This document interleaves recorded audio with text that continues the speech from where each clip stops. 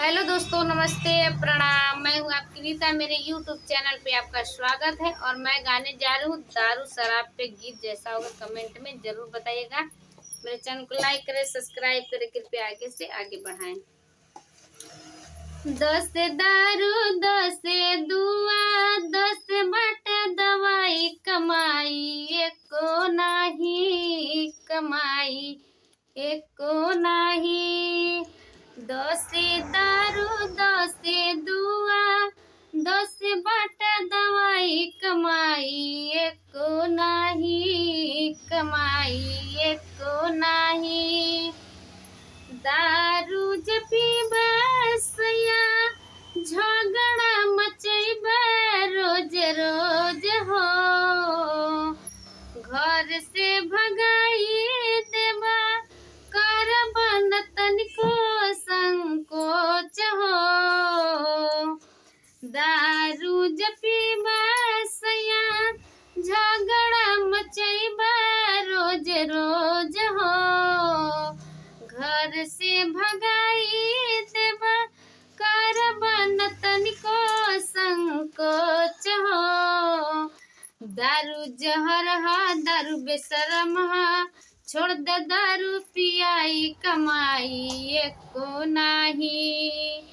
दारू जहर हा दारू बेशरम हा छोड़ दे दारू पियाई कमाई एको नाही कमाई एको नाही।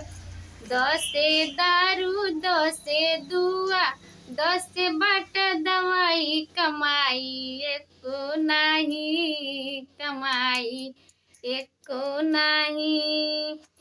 दुआ जकरबा सैया दुआ न जाला कभी खाली हो।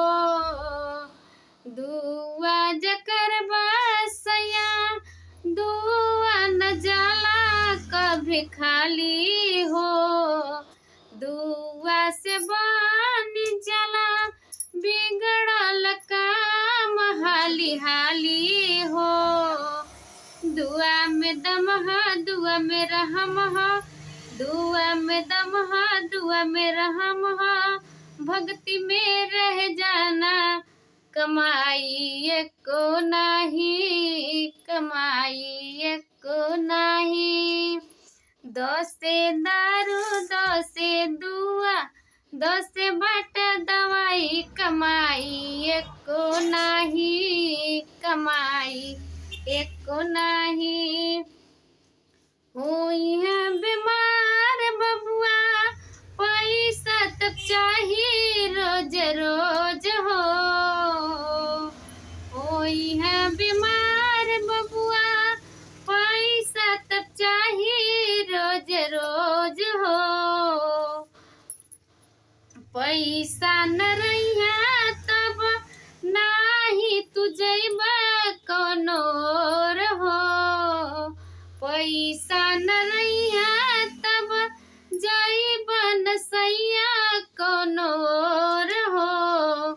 पैसा में दम हा पैसा बेरहम हा कर खूब कमाई कमाई एको नाही कमाई एको नाही। 10 दारू 10 दुआ 10 बट दवाई कमाई एको नाही कमाई एको नाही।